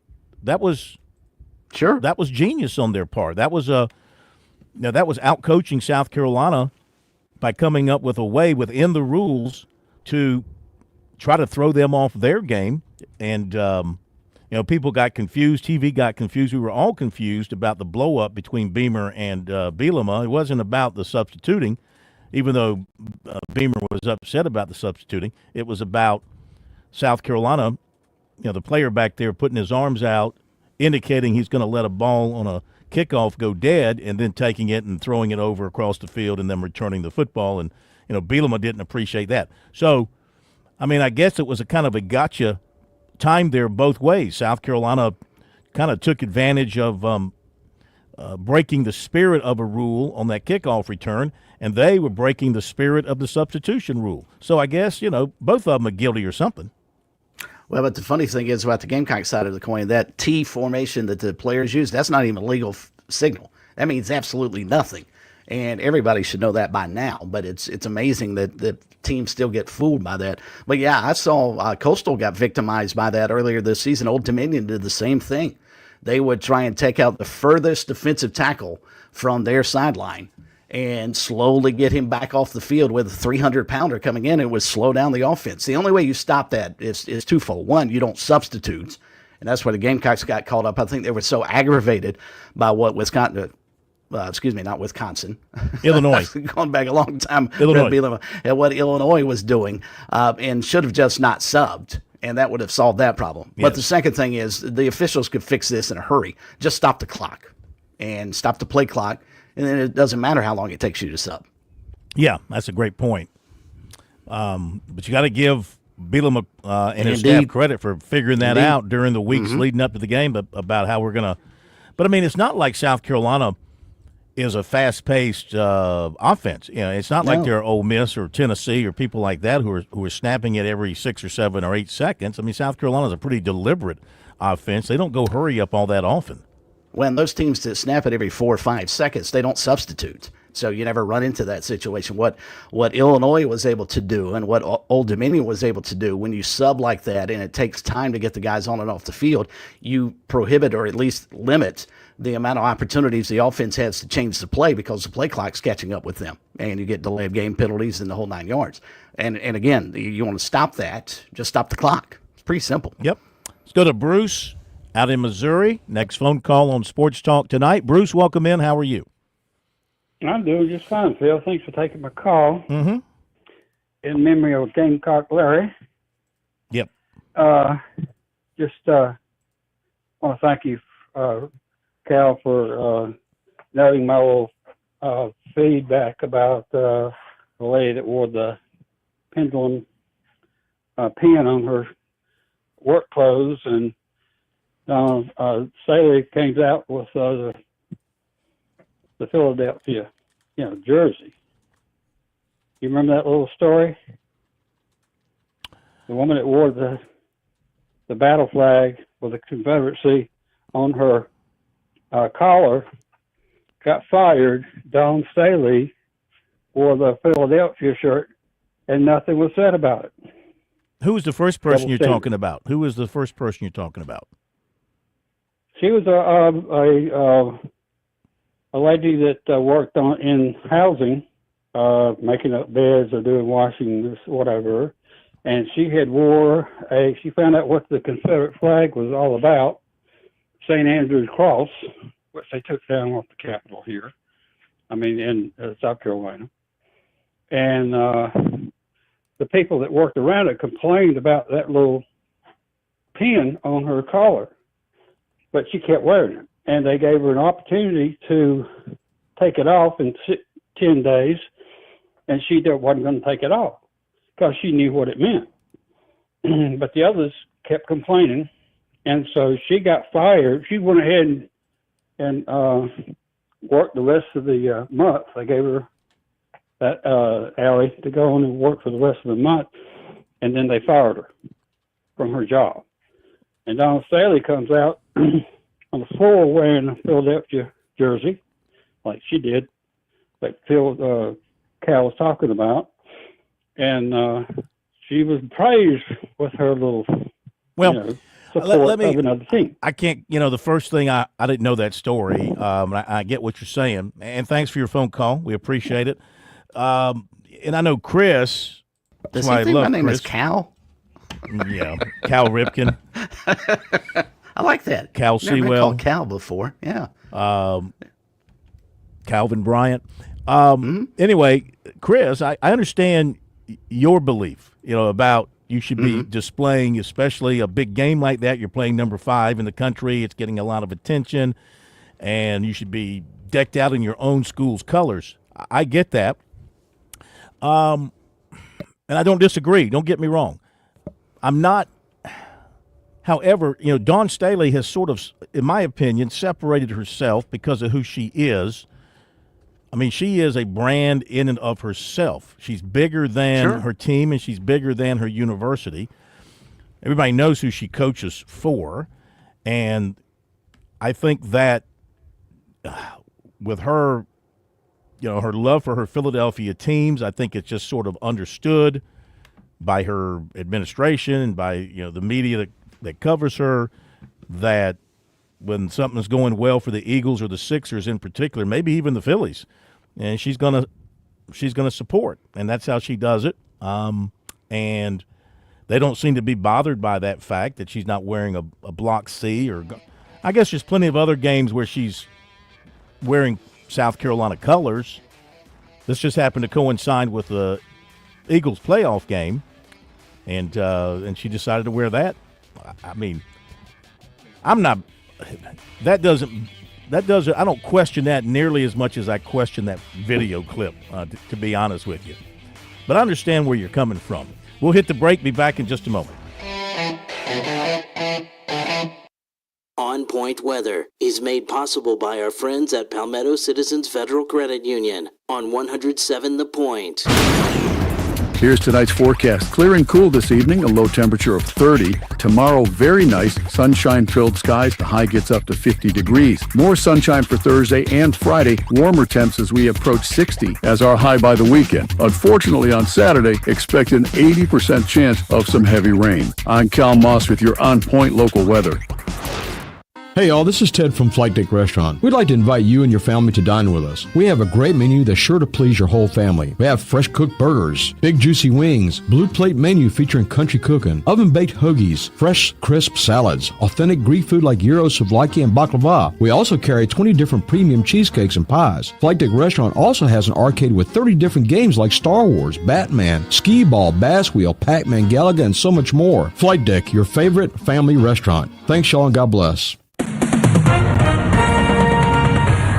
With SRN News, I'm Keith Peters reporting Southern California residents are facing dire new wildfire warnings and power shutoffs while they prepare to flee at a moment's notice as fire-fueling winds blasted across the scarred landscape. The winds are predicted to reach near hurricane force today in some areas. Much of Southern California California was under an elevated fire risk today. Fire crews are on high alert from San Diego to far north of Los Angeles. California has withdrawn requests for the EPA to give the state authority to enforce rules limiting emissions from diesel-powered trains and big rigs. The move comes days ahead of President-elect Donald Trump's inauguration. The Biden administration last month approved a California rule phasing out the sale of new gas-powered vehicles in the state by 2035. This is SRN News. I was thinking about the things that matter to me when it comes to calling the plumber. First, most of us call the plumber out of a need, often a crisis. So you want reliability. Then, we're in a vulnerable place already, so you want someone you can trust, someone who will be fair in their pricing and handle things professionally. These are some of the reasons I feel comfortable recommending Franklin Plumbing and Drain Cleaning. See, they've been out to my home. They've been out to my brother's home, too. Franklin Plumbing and Drain Cleaning did such a great job. And maybe this might not matter as much to some people, but they're locally owned. A lot of these plumbing companies you've heard of used to be local, and now they're owned by big national or even international conglomerates. Working with a locally owned company matters. It keeps your pricing down, and the money stays local here in the community. Josh and his team at Franklin makes customer service their top priority. I trust them. You can too, especially during these vulnerable times. Online, it's franklinplumbing.sc.com or call them 799-2222. That's 799-2222. Hey, honey, will you pick up some cold medicine? I'm not feeling great today. Already on it. I stopped by True Pharmacy and got some for free. For free? Yes, every time we shop at True, we earn loyalty points we can use out front. I remember now. We got $10 in loyalty points just for transferring our first prescriptions. That's right. True Pharmacy, the pharmacy that truly cares. Come see us at our new Columbia location at 623 Beltline Boulevard or in West Columbia at Triangle Pharmacy at 1239 D Avenue. Visit TrueRxSC.com for more info.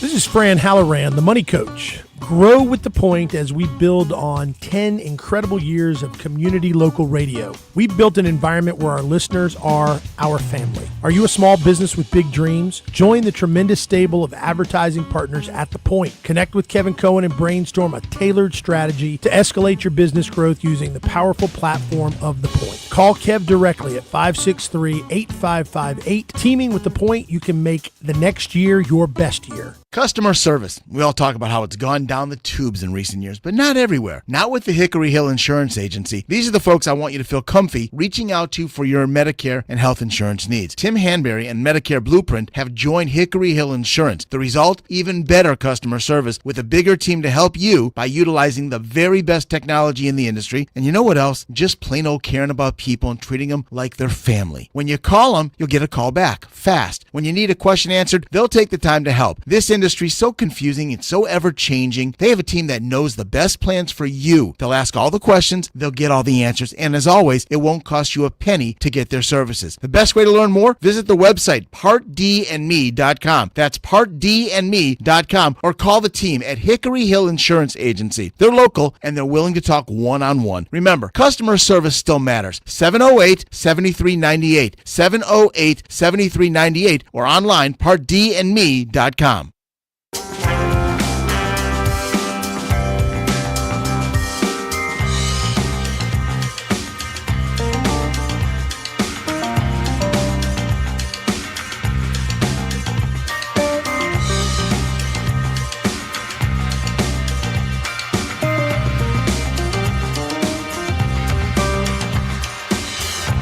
All right, we got recruiting coming up.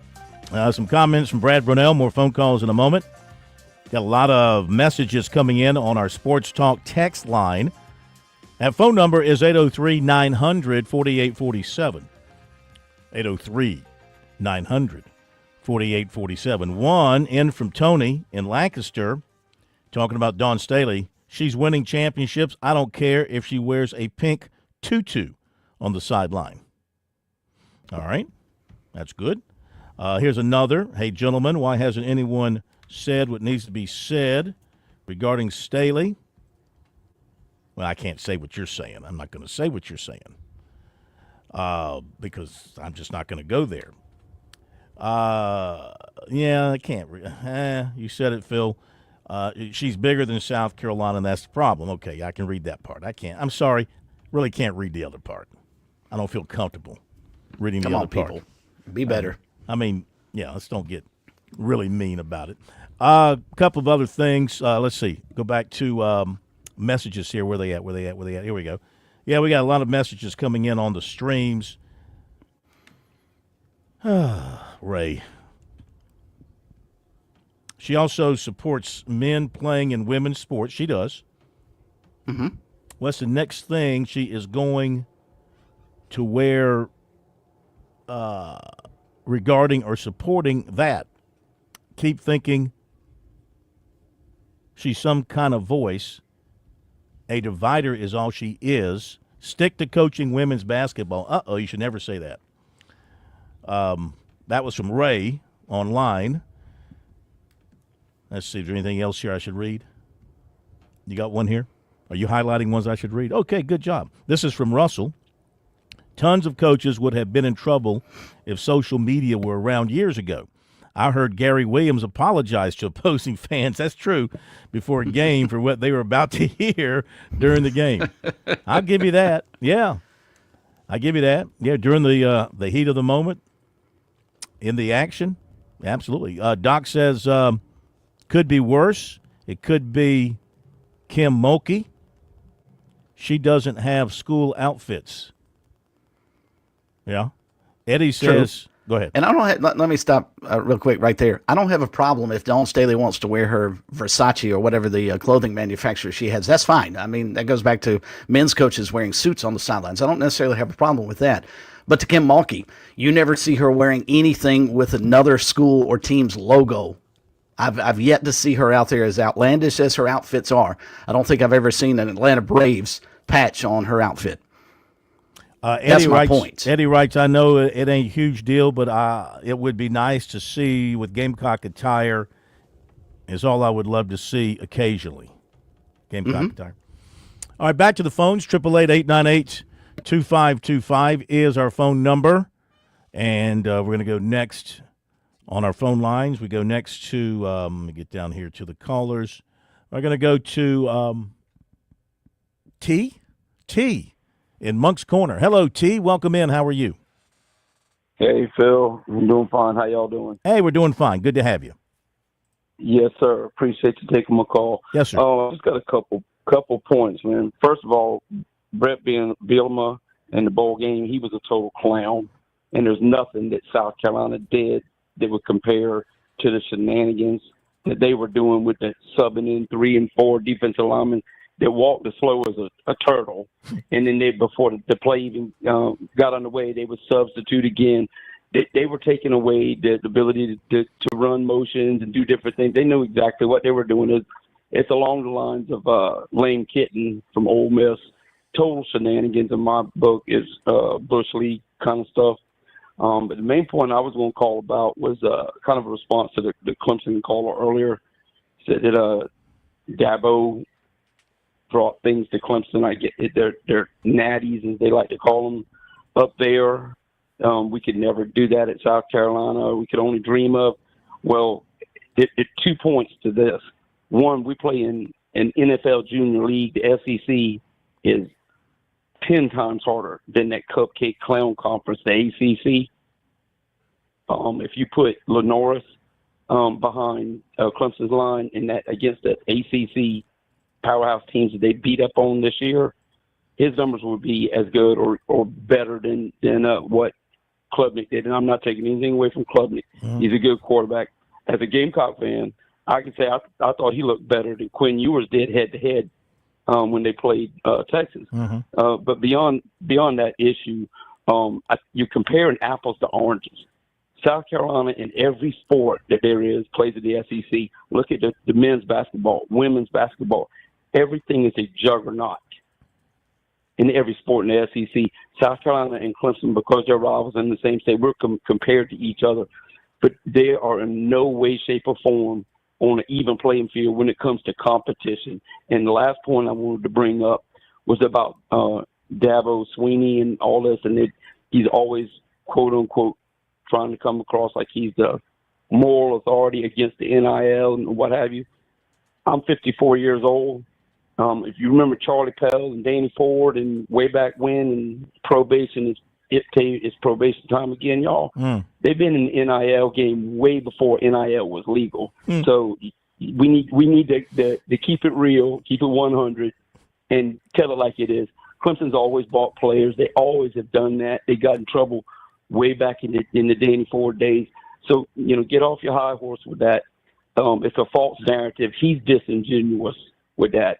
And as far as the rest of the year, for the Clemson Clowns out there, it's 17-14. We'll see y'all in November. Appreciate you. No! Fire shot. And the Gamecocks have won 2 of 3 against Clemson, if you want to look at that. Thank you for the phone call. Appreciate it. They haven't won the national championships, Chris, like the caller alluded to, but they have beaten Clemson 2 of 3. So that's something for the Gamecocks to feel good about, plus what they did this year and plus what they have coming back, plus what they're adding.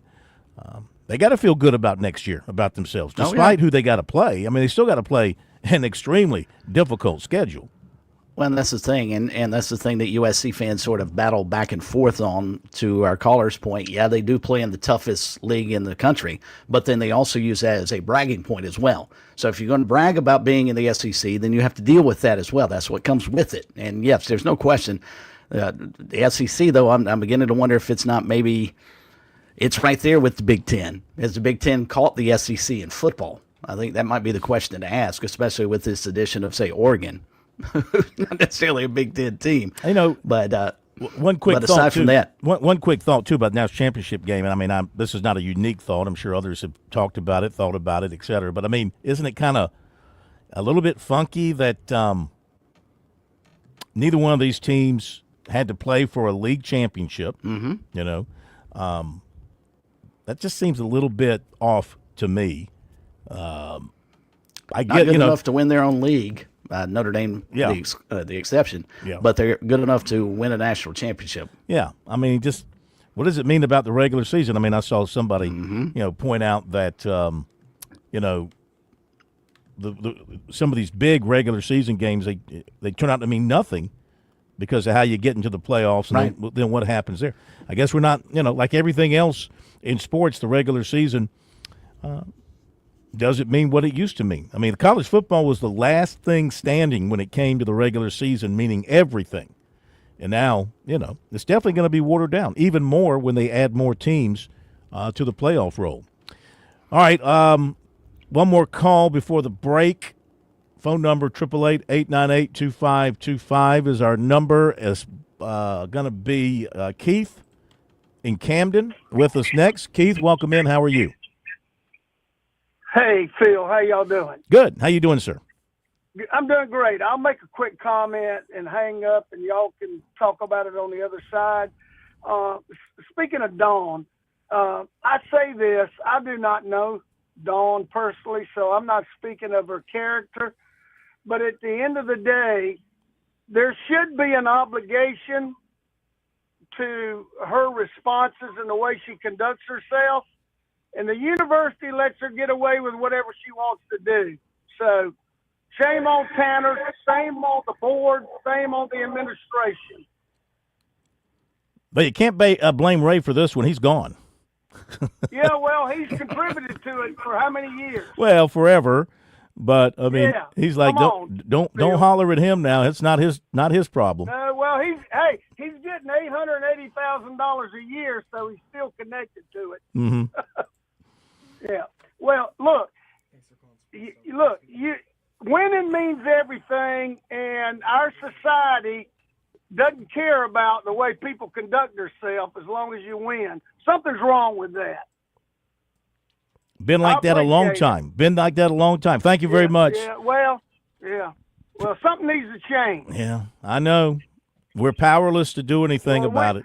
Yeah, except talk about it. I mean, we can talk about it here, and I think the callers, you and all the others, y'all have done a great job tonight. You batted this thing back and forth. You debated it.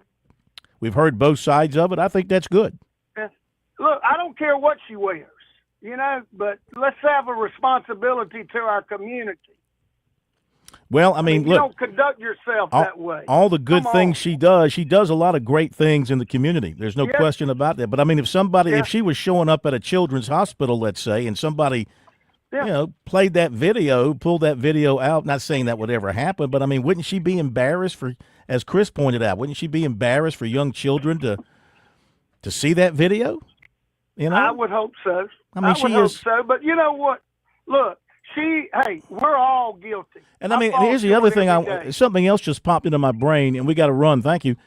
But I mean, Chris, you give her credit. She's always pushing and pushing and pushing for women's basketball and more attention and more coverage and more respect and now more money. I saw where, with the upcoming money that schools are going to have to distribute, she wants women's basketball to get its fair share. But I mean, you can't look into a camera and say, "I'm the MFing." What was it? I'm the MFing power? Pressure. Pressure. I'm the MFing pressure, and then stick your tongue into the camera, out of the camera and dance around. I mean, not if you're the number one. You're number one. You're the one everybody. Maybe, I mean, certainly, I understand there's a crowd. There's people who look at that and laugh it off and just say that's, Dawn being Dawn, and that's so hip, that's so cool, and I love it. She's my gal, she's my woman, she's my coach. She can do nothing wrong. But I personally think that most people, most adults, the adults in the room would look at that and go, that's not acceptable for a person of her position. No. I mean, she is the face of women's basketball, not just at USC, not just in our state, but across the country. I mean, when you think of women's basketball and coaches, Dawn Staley is the first name that comes to mind. I mean, it is. And then you get Kim Mulkey and you get some other ones. But, I mean, it's Dawn Staley by a mile. Maybe Gino, still up at UConn? Yeah, but I think she's probably passed him in terms of relevance and importance, even though Connecticut's still a really good basketball team. But I think they've gotten to a point, and he probably likes this. They're an afterthought when you start talking about national championships and teams that are going to contend. I mean, now it's UCLA and it's Southern Cal and it's South Carolina and it's LSU. All right, we got to run to the break. We got recruiting coming up. Hopefully work in a couple of comments from Brad Brownell about tonight's game at an Georgia interesting Tech. stat about tonight's game, too. All right, let me update some scores that are going on tonight. You got Auburn, now number 1, 43-27 over Mississippi State and playing without their best player. Alabama, 29-28 over Ole Miss. A&M, 25, Kentucky, 22. Louisville, 43, and Syracuse, 29. We'll be back. Every lottery ticket purchase keeps education in our state moving forward. In fact, the lottery has raised more than $200 million for state school buses to get our students to school safely every day. Then, the lottery helps those students go even further in their education by funding the Life, Hope, and Palmetto Fellow Scholarships. So remember, when you play the lottery, you're keeping South Carolina students on the road to success. Learn more at sceducationlottery.com/betteryou. Mike here for my good friend Troy Branham of Golden Gate Mortgage. Let's face it, it's been a rough go for mortgage rates the last couple of years. And now more than ever, you need someone on your side to get you the very best possible rate on a new mortgage or a refi. That's where Troy comes in. 27 years of experience working for you. Conventional, FHA, VA, USDA, renovation, rehabilitation loans, all doable with my man Troy Branham of Golden Gate Mortgage. And when I say doable, I mean the best possible rate that's out there. It's a phone call that can literally save you thousands of dollars. 803-238-0111. 803-238-0111. You can also check out the website ggmortgage.com. George Bryant for Tsunami Bar Sports, our inventor. David Abernathy has always said Tsunami Bar technology allows us to take the training to the grass. Now I know through my sport of golf that natural agility can be converted to athletic ability. And why is this, Tsunami Robbie? Transferring the training to the grass. This may be the most undervalued characteristic of the Tsunami flexible bar technology. The Tsunami bar action loads and unloads at the concentric and eccentric transition points. This is what we call reversal forces, and the Tsunami bar is the only bar and training device that I know of that can train these reversal forces adequately at speed. Hey, this is Phil Kornbluth. The Tsunami Bar is a terrific training device, whether you're working on your fitness or your golf game. It's convenient, it's easy to use, and you won't feel beat up afterwards. Be sure to click on the digital ad on SportsTalkSC.com and get 5% off any order using promo code BBB5. Don't wait. Order today. There's a lot of things we take for granted in our lives. Your home's AC will run cool. Your drive-through coffee will be hot. And the car will start when it's time to take your kids to school. It's when things don't go as planned that you start thinking about who to call and where to turn. The good thing is, you can prepare for life's most difficult days by calling the Larry Lucas Agency today. Larry is a State Farm agent that has been taking care of people across South Carolina for more than 2 decades. You probably have insurance, but switching is easy, and bundling can save you hundreds or more. Most importantly, the Larry Lucas Agency can help you choose the protection you want at the price you want. All backed by South Carolina's #1 home and auto insurance company. Visit LarryLucasAgency.com today or give Larry a call at 803-799-1998. Like a good neighbor, Larry Lucas State Farm is there.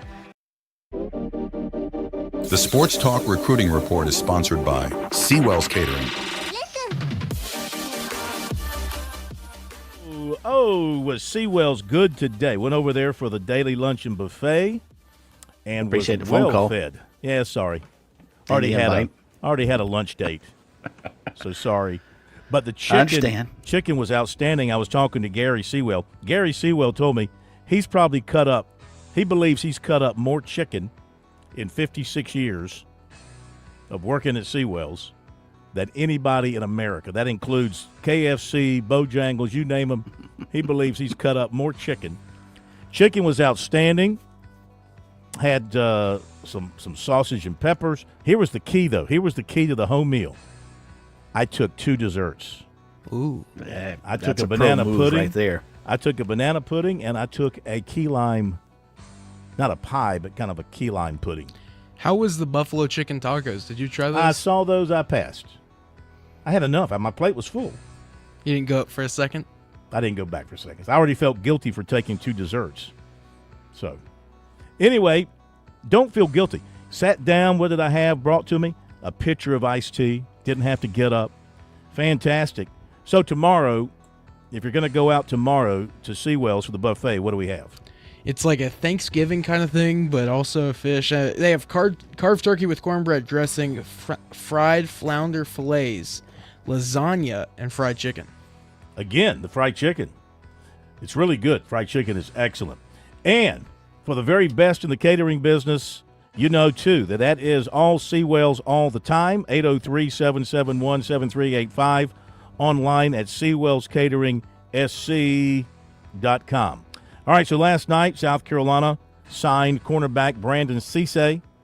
He's out of Lakewood High School, a guy that they didn't recruit at all coming out of high school, really. His best offers were NC State, Appalachian State, Middle Tennessee State, Old Dominion, Western Michigan, and Akron. But he goes to NC State and plays well for 2 years, special teams and in the secondary.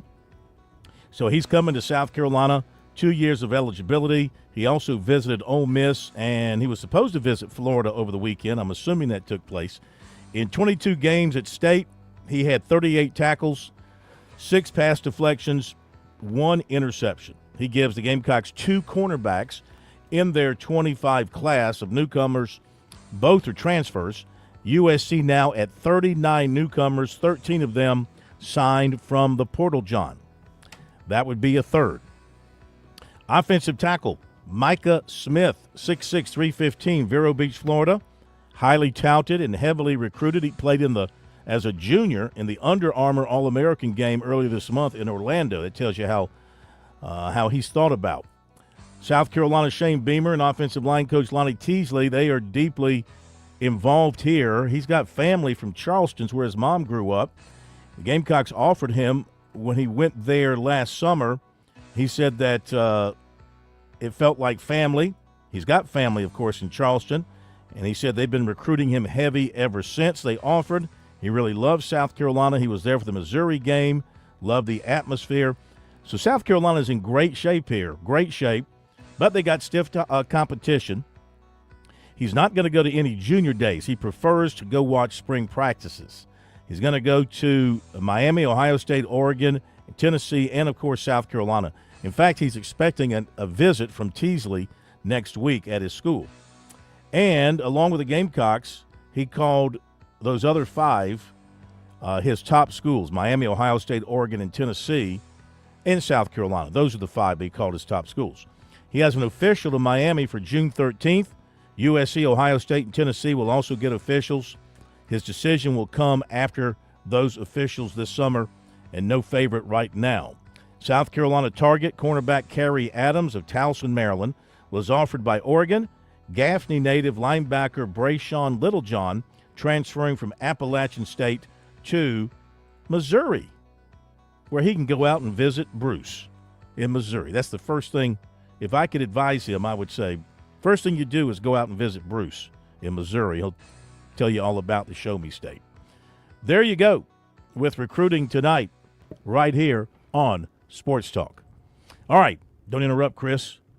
I know you want to say something, but we got to do this in our final couple of minutes. Ladies and gentlemen, it's been a great show, but we interrupt and we actually drop down the quality of the show at this point in time as we welcome to Sports Talk the de facto mayor of the city of Charleston, the bad boy by the bay, the ninja of the night, the pontiff of the port city, the queen of the coachless Cowboys, and prime time. And I'm trying to think of a new one. And the man who sweeps off the Ravenel Bridge every morning so that the drivers from Mount Pleasant will have a clean ride into downtown Charleston. It's a tough job, but somebody's got to do it. Somebody's got to get the gum off the Ravenel Bridge. He's the guy that does it every night. It's not Jim Rome. It is Jay Rome. Oh, a little something extra. Hello, Jerome. You got 90 seconds. Hey, Phil, I'd rather be coachless than crotchless. I like those Packers. Hey, did you see that? That was good. Even for you, that was good. Did you get the number of that truck that ran over the Green Bay guy? And by the way, can I watch that? Where can I watch that video of Dawn Staley? Because I am a voyeur, if you know what I mean. I know you are. So how can I watch the video? It's on your favorite Twitter site somewhere. Just come on, you can do better than that. Just do a Twitter. I'm not putting it on our site. No, sir. That's not for us. That's not for us to do. We don't have a Twitter, by the way. And we have no Twitter. We're Twitterless. Guess what I found out? We are twits without Twitter. I went to the doctor last week. Are you okay? And my doctors, I went to the doctors. My doctor's a Lady Gamecocks fan, him and his wife. He said they were going up to Columbia on Sunday to watch the Texas game. I said, well. He's from New York, by the way. Mm-hmm. And so, did he say I guess that? He had a good time. How many more months did he give you? He said come back in 6 months.